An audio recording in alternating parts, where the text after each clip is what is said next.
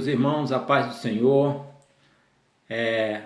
membros da classe juvenis da Escola Bíblica Dominical da DMVF, adolescentes, é um prazer estar aqui para juntos estudarmos a Palavra de Deus. Como todos sabem, eu sou o evangelista José Orlando e tenho a responsabilidade nesta manhã de trazer aqui o estudo sobre a salvação. Então, numa série de estudos que nós estamos realizando, a classe juvenis, neste trimestre, que aborda sobre respostas a dúvidas sobre a fé cristã. Então, e hoje nós vamos abordar sobre a resposta sobre o que é a salvação. Então, esta é a sexta lição do nosso trimestre e eu gostaria de ler com todos. Estamos aqui online. E vamos, cada um com suas revistas, vamos fazer a leitura do título da lição primeiramente, salvação, e em seguida os objetivos. Está sendo projetado aí. O primeiro objetivo da nossa lição é compreender a necessidade da salvação. Segundo, conhecer a importância da obra de Cristo na cruz do Calvário. E terceiro, saber qual foi o propósito da salvação. Amém? E o nosso texto áureo, que se encontra em Efésios 2, 8 e 9, que diz: Porque pela graça sois salvos, por meio da fé. E isso não vem de vós, é dom de Deus. Não vem das obras, para que ninguém se glorie. E a leitura bíblica em classe, que se encontra em Efésios 2, 5 a 10. Vamos fazer essa leitura todos juntos. Os irmãos aí em suas casas, acompanhando pela sua revista, como será projetado. E faremos a leitura do texto. Diz o seguinte: Estando nós ainda mortos em nossas ofensas, nos vivificou juntamente com Cristo, pela graça sois salvos. E nos ressuscitou juntamente com Ele, e nos fez assentar nos lugares celestiais em Cristo Jesus, para mostrar nos séculos vindouros as abundantes riquezas da sua graça, pela sua benignidade para conosco em Cristo Jesus. Porque pela graça sois salvos, por meio da fé. Isso não vem de vós, é dom de Deus. Não vem das obras, para que ninguém se glorie. Porque somos feitura sua, criados em Cristo Jesus para as boas obras, as quais Deus preparou para que andássemos nelas. Amém? Meus irmãos, então após a leitura bíblica, vamos agora fazer uma oração, amém? E em seguida estaremos discorrendo sobre esta lição, amém? Senhor nosso Deus e nosso Pai, aqui estamos, meu Deus, a classe de juvenis, meu Deus, nesta manhã, neste estudo, meu Deus, online, meu Pai, ó Senhor, para aprender a Tua palavra, Pai Santo. Senhor, apresentamos cada um dos adolescentes, Pai, onde estiverem neste momento, Deus, contempla, Senhor, cada um, suas lutas, dificuldades, aflições, entra com providência, meu Deus, abençoa a vida de cada um, suas famílias, sustenta, meu Deus, em nome de Jesus, e prepara, Senhor, os nossos corações, meu Deus, para aprendermos a Tua palavra. Vem repreender, meu Deus, todo impedimento, tirar tudo aquilo que não te agrada. Tira todas as preocupações, meu Deus, e que possamos nos concentrar naquilo, Senhor, que o Senhor tem para nos ensinar nesta manhã. Sem conosco, Pai, estende a Tua mão sobre nós e nos abençoa. É o que eu te peço e já te agradeço.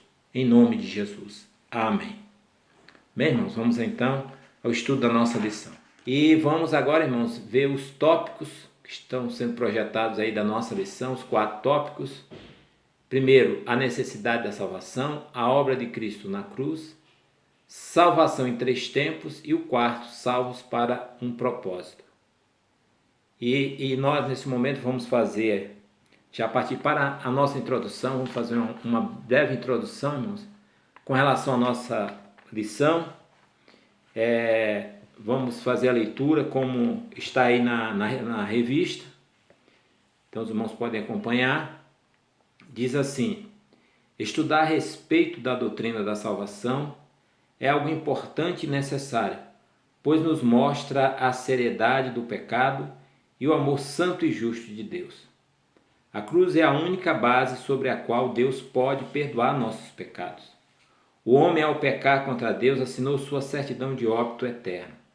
Culpado, alienado, incapaz de se salvar, o homem não teria nenhuma possibilidade de resgatar a comunhão perdida no Éden, a menos que o próprio Deus viesse ao seu encontro em amor para reconciliar consigo. E aqui, irmãos, nós vemos que o homem perdeu, o homem lá no Éden, Adão, Eva, eles tinham a plena comunhão com Deus. Eles tinham ausência de pecado em suas vidas. Porém, ao pecarem, ao desobedecerem a Deus, eles foram separados de Deus, né? Então, em decorrência disso, nós herdamos, todos nós somos descendência de Adão e de Eva, e herdamos esse pecado.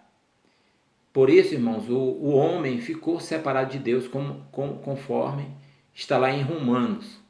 Então, o homem se tornou o quê? Inimigo de Deus, em decorrência do pecado, porque nós sabemos que Deus, ele não aceita o pecado, né? Então, Deus, ele ama o pecador, mas ele abomina o pecado. E nós vemos aqui, irmãos, a definição, conforme a teologia sistemática pentecostal, dos autores aí enumerados, que diz o seguinte: soteriologia é, em suma, o conjunto de doutrina da salvação. Então, soteriologia é a ciência que estuda as doutrinas da salvação. Não é uma só doutrina, são várias doutrinas. É um assunto complexo, mas nós vamos aqui de uma forma sucinta estudar mais objetivamente dentro do que nós cremos, nós como assembleanos cremos, né? Então vamos abordar aqui sobre a doutrina da salvação. E aqui nós temos a definição conforme a teologia sistemática pentecostal, da definição do que é soteriologia, que nada mais é do que a doutrina da salvação, o estudo das doutrinas da salvação.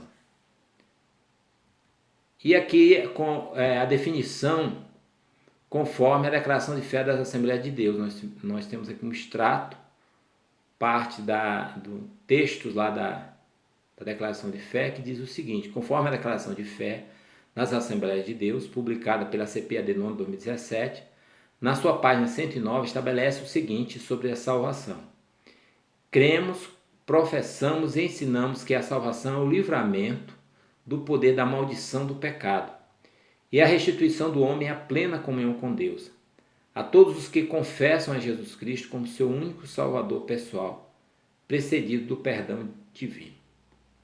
Amém? Então, irmãos, todos nós pecamos. Em decorrência do pecado de Adão, todos nós, como eu falei, herdamos esse pecado. E, em decorrência disso, nós precisamos nos reconciliar com Deus. Há necessidade do homem se reconciliar com Deus, restabelecer a sua comunhão com Deus, que foi vedada, essa comunhão, em decorrência do pecado lá no Éden, né? Por isso, nós precisamos realmente recebermos essa reconciliação por intermédio de Jesus Cristo, que nós vamos estudar aqui nos 4 tópicos. Vamos ver o primeiro tópico da nossa lição: a necessidade da salvação. Nós vamos ler aqui conforme a nossa revista do Juvenis, que diz o seguinte: algumas pessoas tentam de alguma forma minimizar a realidade e a gravidade do pecado, bem como pôr em dúvida a seriedade e a autenticidade do amor de Deus pelo ser humano. Essas pessoas alegam que se Deus de fato é amor e tem todo o poder, por que ele não perdoa a humanidade sem nenhuma exigência? Infelizmente, tais pessoas desconsideraram ou não compreenderam o caráter santo e justo de Deus. O fato do Pai ser amor, como bem afirma o evangelista João, não inviabiliza o exercício pleno de sua justiça, nem tampouco apaga as exigências de sua santidade. Ao contrário, os atributos de Deus são perfeitos, não sofrem variações ou alterações com o tempo. Age harmoniosamente com seu caráter imutável. Considerando que todo pecado é uma afronta contra a santidade de Deus, é correto afirmarmos que a salvação se torna necessária porque, de outra maneira, o homem jamais poderia se livrar da ira santa e justa de Deus. Razão pela qual aqueles que rejeitam a Cristo, o único meio de perdão que Deus oferece, recebem a justa condenação eterna pelos seus pecados. Então, meus irmãos, adolescentes, nós precisamos ter essa consciência que todos nós dependemos da graça de Deus. Precisamos de sermos reconciliados com Deus por intermédio do sacrifício expiatório, feito uma única vez por Jesus Cristo na cruz do Calvário. É a única forma de nós nos reconciliarmos com Deus, obtermos o perdão de Deus e alcançarmos a salvação eterna. Não há outro meio. Como nós vemos, que está lá em Hebreus, aqui está projetado no capítulo 9, versículo 22, que diz: e quase todas as coisas, segundo a lei, se purificam com sangue. E sem derramamento de sangue não há remissão. Então, é uma condição para haver a remissão do pecado, o perdão dos pecados, é necessário haver o derramamento de sangue. Por isso que na antiga aliança eram feitos os sacrifícios, todo o cerimonial, ele já estava apontando para o sacrifício vicário de Jesus Cristo na cruz do Calvário. Então nós vemos ali todos os sacrifícios dos animais, que era feito constantemente, ali primeiramente no tabernáculo e posteriormente no templo. Então aqueles sacrifícios, os objetos, a estrutura do templo, tudo apontava para o sacrifício eficaz feito por Jesus Cristo na cruz do Calvário, uma única vez, como nós vemos ali em Hebreus, e aqui foi lido esse versículo. Então, quase todas as coisas, segundo a lei, se purificam com sangue. Sem derramamento de sangue não há remissão. Então, é um pré-requisito ali, tanto na lei, e da mesma forma, como já apontava para Cristo, para que os nossos pecados fossem perdoados, era necessário que o Cordeiro sem mácula fosse oferecido. Jesus Cristo, o Cordeiro de Deus, como João afirmou ali no capítulo 1 de João, do Evangelho de João, quando Jesus via para ser batizado no Rio Jordão. João o avistou e disse: eis o Cordeiro de Deus que tira o pecado do mundo. Então João estava se referindo exatamente aos cerimoniais, fazendo essa ponte. Cerimoniais que eram feitos na antiga aliança com Jesus, com a relação deles com Jesus. Jesus, o Cordeiro de Deus que tira o pecado do mundo. Que os profetas afirmavam, que os profetas profetizaram sobre Jesus. E aqui nós temos mais dois textos, João 3,18, que diz: quem crê nele não é condenado, mas quem não crê já está condenado, porquanto não crê no nome do unigênito Filho de Deus. João 3,18. E em nenhum outro há salvação, porque também debaixo do céu nenhum outro nome há dado entre os homens pelo qual devamos ser salvos. Atos 4,12. Então, Jesus Cristo é a única forma de nós alcançarmos a salvação, só por intermédio do seu sacrifício feito na cruz do Calvário. Precisamos ter essa consciência. Primeiro, que somos pecadores, que necessitamos da salvação e que essa salvação nós só podemos obter por intermédio de Jesus Cristo, aceitando a Ele, confessando Ele como único e suficiente Salvador. É um único. Amém? Como nos textos que nós lemos. Vamos ver agora o tópico 2, a obra de Cristo na cruz. Vamos ler aqui, conforme nossa revista, o tópico 2, que diz: a cruz não foi um acidente de percurso, não aconteceu por acaso, ela fazia parte do soberano plano de Deus para salvar a humanidade caída. Afinal de contas, Jesus é o Cordeiro que foi morto desde a fundação do mundo. Deus, em sua presciência, viu a escolha errada do homem e preparou o plano para a redenção da humanidade. Segundo as Escrituras, Cristo veio para morrer. Sua morte foi profetizada no Éden. Também foi anunciada pelos profetas. O próprio Jesus confirmou sua missão. Seus apóstolos, Paulo, Pedro e João, também a confirmaram. Jesus não veio à terra passear, mas ele veio para morrer em nosso lugar. Jesus veio buscar e salvar o que se havia perdido. A igreja em Corinto, Paulo diz que Deus estava em Cristo reconciliando consigo o mundo, pois ele é o Cordeiro de Deus que tira o pecado do mundo. Como diz o escritor aos Hebreus, sem derramamento de sangue não há remissão. Era necessário que o Filho do Homem fosse morto, pois sua morte nos traria vida eterna. Jesus morreu na cruz por nossos pecados, nos comprando de volta para Deus. Hoje temos paz com Ele e uns com os outros, e o sangue de Jesus Cristo, o justo, nos purifica de todo o pecado. Agora nenhuma condenação há para aqueles que estão em Cristo Jesus, que não andam segundo a carne, mas vivem segundo o Espírito.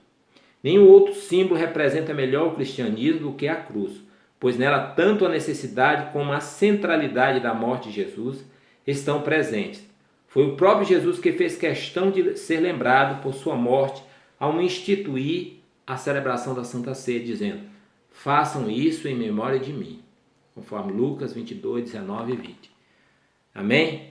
Meus irmãos, então nós precisamos entender isso, a obra que Cristo fez lá na cruz e o que isso representa para nós.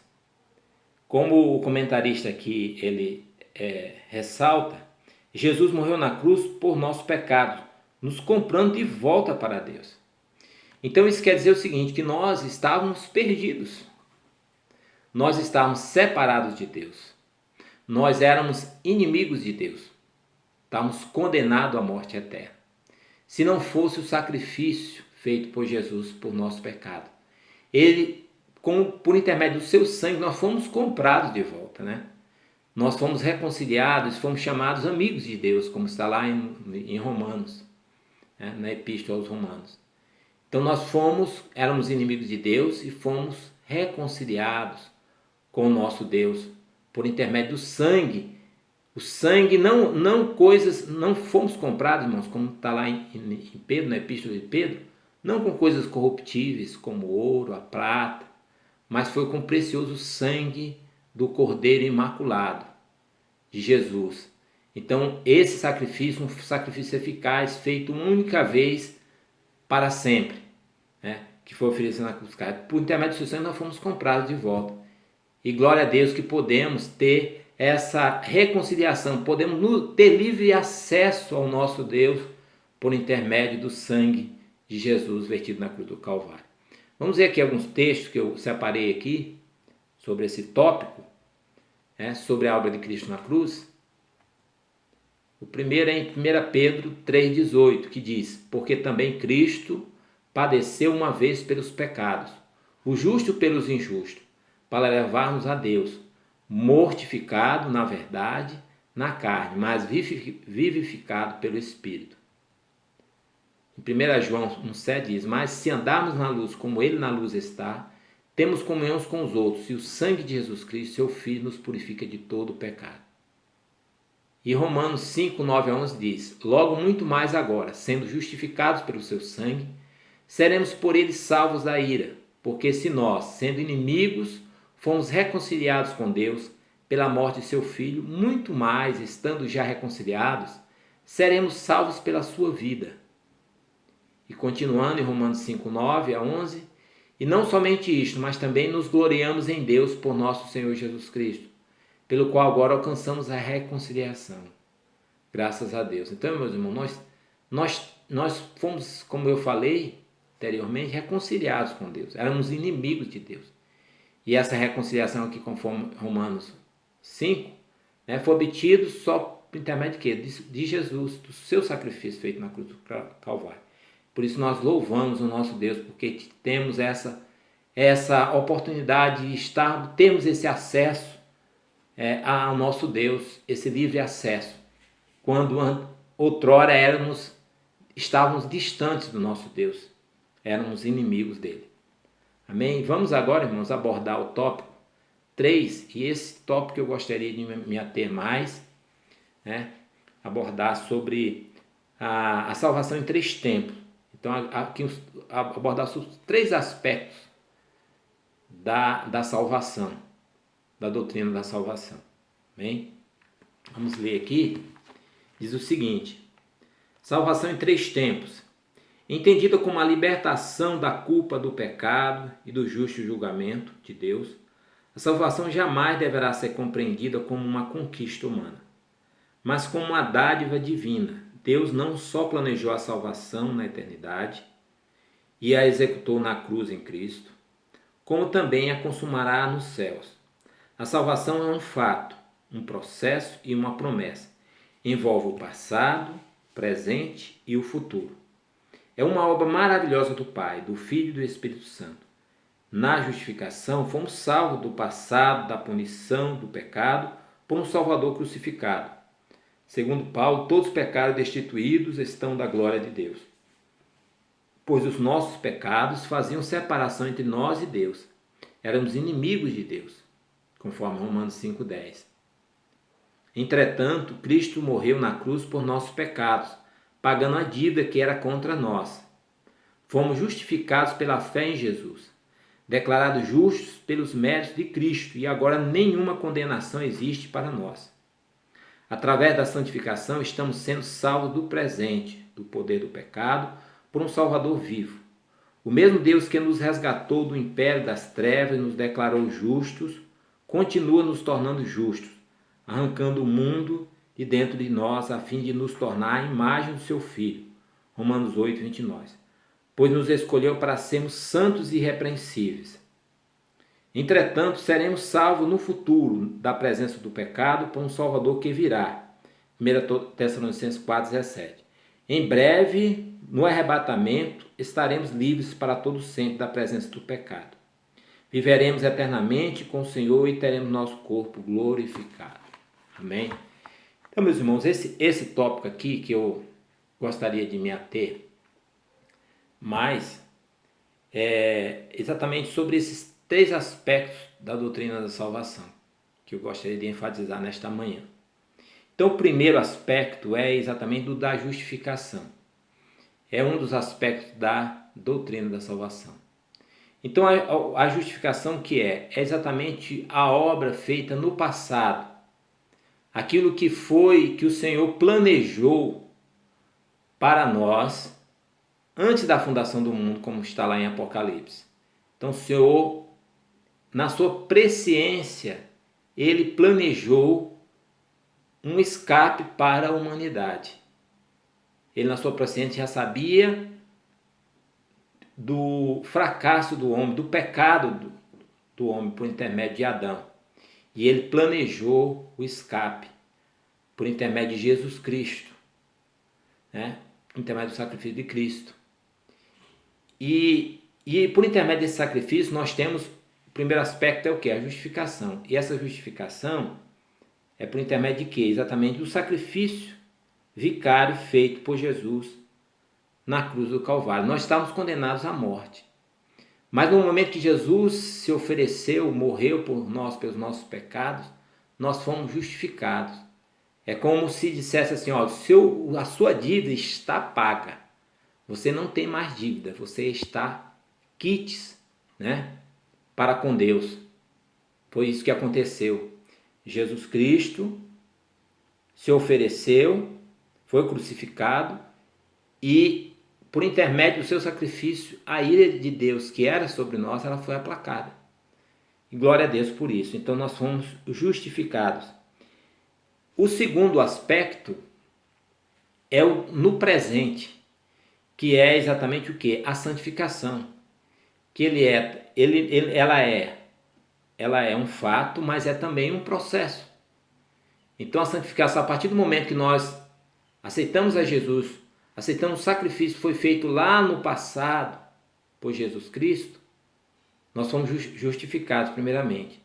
Depois disso, a partir daí, no momento que nós aceitamos, nós estamos também começamos o processo da santificação. Então, o processo da santificação começa no momento que nós aceitamos a Jesus, confessamos Ele como único e suficiente Salvador. E isso aí segue na nossa vida, na nossa caminhada cristã aqui, enquanto vivemos aqui neste mundo. É um processo, é algo que nós devemos cada dia buscar mais e mais nos parecer com o nosso Pai. Então nós precisamos buscar cada vez mais deixar a natureza do velho homem e buscarmos nos parecer mais com o nosso Deus, o nosso Pai, por intermédio de Cristo Jesus. Então esse é o processo de santificação.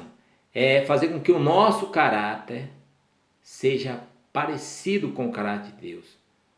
Então isso é o processo de santificação, é sermos mais parecidos com o nosso Deus, deixarmos a velha natureza, a natureza pecaminosa. E temos o terceiro aspecto que nós lemos aqui, que é no futuro, que é o que? A glorificação ou a própria salvação que ocorrerá quando do arrebatamento. Então é algo que nós esperamos, almejamos, como está lá em 1 aos Tessalonicenses 4,17. Nós vamos ver aqui alguns tópicos, que naquele momento nós seremos arrebatados e estaremos com o Senhor para todo sempre. Todos quanto aceitaram, confessaram o Senhor Jesus como único e suficiente Salvador. Quando do arrebatamento, estaremos com o Senhor para todo sempre. Lá não teremos mais dor, não teremos mais choro, não haverá mais pranto. Então vamos ver aqui alguns textos que abordam sobre esses três aspectos. Primeiro, sendo, pois, justificados pela fé, temos paz com Deus por nosso Senhor Jesus Cristo. Porque se nós, sendo inimigos, fomos reconciliados com Deus pela morte de seu Filho, muito mais, estando já reconciliados, seremos salvos pela sua vida. Romanos 5, 1 e 10, que falando sobre a justificação. E aqui em 1 Pedro 1, 14 a 16 diz: como filhos obedientes, não vos conformando com as concupiscências que antes havia em vossa ignorância.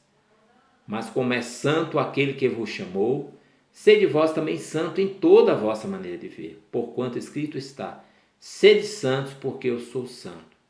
Então é algo que a palavra de Deus nos exorta. Ela nos exorta para que nós busquemos nos santificar cada vez mais, sermos cada dia mais parecidos com o nosso Pai. E aqui diz, no versículo 16, porquanto escrito está: sede santo, porque eu sou santo. Deixando as coisas do mundo, as coisas do velho homem, e buscando as coisas que agradam ao nosso Deus. E aqui no 1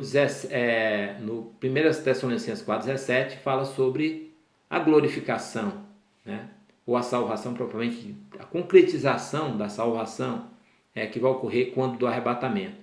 Depois nós, os que ficarmos vivos, seremos arrebatados, juntamente com eles nas nuvens, a encontrar o Senhor nos ares, e assim estaremos sempre com o Senhor. Glória a Deus.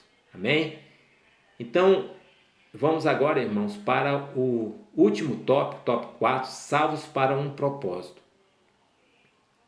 Vamos ler aqui a nossa revista, que diz o seguinte: salvos para um propósito. Assim como a salvação é dinâmica, a sua vida também deve ser. Devemos entender que todos nós fomos salvos para algum propósito definido por Deus. Nenhum de nós tem a vocação de ser prego ou parafuso, ou seja, viver inerte, preso aos bancos das igrejas locais. O Espírito Santo que habita em nós nos chama para frutificar em toda boa obra e anunciar a grande salvação. Como afirmou Nancy Pearcey, a redenção não é somente ser salvo do pecado, mas também ser salvo para algo. Retomar a tarefa para a qual fomos originalmente criados. Ao nos encontrar com Cristo e desfrutarmos do poder transformador do Evangelho, somos chamados tanto para pregar as boas novas de salvação, quanto para cuidar e preservar a boa criação de Deus. Precisamos ser sal da terra e luz do mundo. Nossa presença deve influenciar positivamente todas as esferas da sociedade. Não podemos nos enclausurar dentro das quatro paredes da instituição, nem tampouco resumir nosso compromisso com Deus na igreja local. Temos a obrigação de iluminar o mundo em trevas e preservar a sociedade que se encontra em estado de decomposição moral e espiritual. Amém? Então, meus irmãos, salvos para um propósito. Nós somos salvos, meus irmãos. Temos também que ter essa consciência. Que nós somos salvos para quê? Tem um propósito. Nós não fomos salvos simplesmente para dizer: eu sou crente, só para que todo mundo olhe para nós e digamos: eu sou crente, eu sou evangélico. Não, nós temos um propósito. E esse propósito é o que, irmãos? Fazermos as diferenças. Nós temos que fazer diferença onde nós estamos. Nós temos que fazer diferença no meu local de trabalho, eu tenho que fazer diferença no local onde eu estudo, eu tenho que fazer diferença onde quer que eu vá, no meu meio familiar. Não posso ser mais um na multidão. Eu tenho que ser diferente. Eu tenho que as pessoas olharem para mim e ver o que? A luz de Cristo. As pessoas têm que olhar para mim e ver o sal. Eu tenho que salgar. Como diz aqui, em uma sociedade corrompida, que está em decomposição espiritual, moral e espiritual. Então nós precisamos realmente fazer diferença, influenciar onde quer que nós andemos. Esse é o propósito original que Deus estabeleceu para nós, né? Exatamente de influenciar. Como Jesus diz, ó, vós sois o sal da terra. Vamos ver aqui alguns textos, irmãos. Que está primeiro Mateus 5, 13 a 16, é o texto que eu me referia. Jesus dizendo aos discípulos, ó, vós sois o sal da terra. E se o sal for insípido, com que se há de salgar? Para nada mais preste, senão para se lançar fora e ser pisado pelos homens. Vós sois a luz do mundo. Não se pode esconder uma cidade edificada sobre um monte. Amém? Então, irmãos, nós precisamos ter essa consciência. E aqui continuando. Nem se acende a candeia e se coloca debaixo do alqueire, mas no velador, e dá luz a todos que estão na casa. Assim resplandeça a vossa luz diante dos homens, para que vejam as vossas boas obras e glorifique o vosso Pai que está nos céus. Então, nós precisamos, meus irmãos, ter essa consciência que somos sal e somos luz, como Jesus falou. E nós temos que cumprir a função desses dois elementos. Se nós somos sal, nós precisamos salgar. Precisamos, onde estiver podridão, nós precisamos trazer a restauração. Nós precisamos, aqui não tem sabor, trazer o sabor, que é a função do sal. Nós temos que ser luz. Onde está a treva, nós temos que trazer luz. Então, realmente, temos que fazer diferença. As pessoas têm que olhar para nós e ver a luz de Cristo. Tem que olhar em nós, no nosso proceder, no nosso falar, no nosso agir, e ver realmente que nós somos sal, que nós salgamos. Amém? E o nome de Deus tem que ser glorificado. Amém? Então, irmãos, encerramos aqui esta lição. Vamos fazer a leitura da conclusão e depois estaremos orando e encerrando a lição desta manhã. Na conclusão, diz o seguinte: a salvação é uma dádiva preciosa, um presente de grande valor que Deus nos oferece. Nossos pecados nos tornavam inimigos de Deus, indignos do céu. Estávamos condenados à perdição eterna. Mas se Ele, com seu grande e persistente amor, nos amou, sua graça nos perseguiu até nos encontrar. Como criminosos perseguidos e encurralados diante de uma rua sem saída, nos rendemos à graça maravilhosa, a graça. A salvação é única e exclusivamente pela fé em Jesus Cristo. Amém? Vamos então, irmão, neste momento, estar orando, pedindo a Deus para que nos ajude a vivermos a salvação em nossas vidas. Nós, um dia, eu creio que todos nós, um dia confessamos Jesus como um único e suficiente Salvador. Mas não podemos parar por aí. Nós precisamos crescer no conhecimento e na graça. Nós precisamos continuar o processo da santificação até Jesus nos chamar. Então, não podemos nos acomodar. Precisamos continuar a cumprir essa função de ser sal e luz do mundo. Vamos orar neste momento, pedindo a Deus para que Ele nos ajude nesse objetivo, nesse propósito. Amém? Oremos. Senhor nosso Deus e Pai, Deus grandioso, Deus poderoso, Espírito Santo de Deus, que convence o homem do pecado, da justiça e do juízo. O Senhor, meu Deus, que nos ajuda nas nossas fraquezas, limitações. Ó Pai, o Senhor que intercede por nós com gemidos inexprimíveis. Apresentamos diante do Senhor, meu Deus, cada adolescente nesta manhã que está, meu Deus, ó Senhor, assistindo, participando desta aula, Pai, online. Ó Deus, contempla cada um, contempla as suas limitações, suas fraquezas, meu Deus.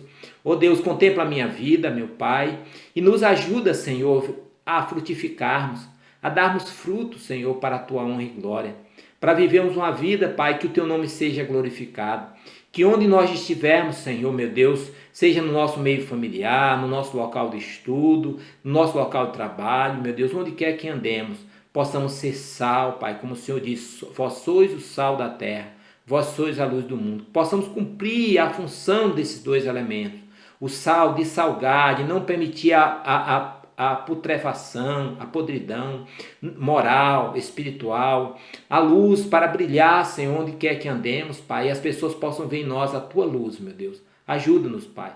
Por isso pedimos a Tua bênção sobre nossas vidas e já te agradecemos, em nome de Jesus. Amém. Amém, meus irmãos? Deus abençoe.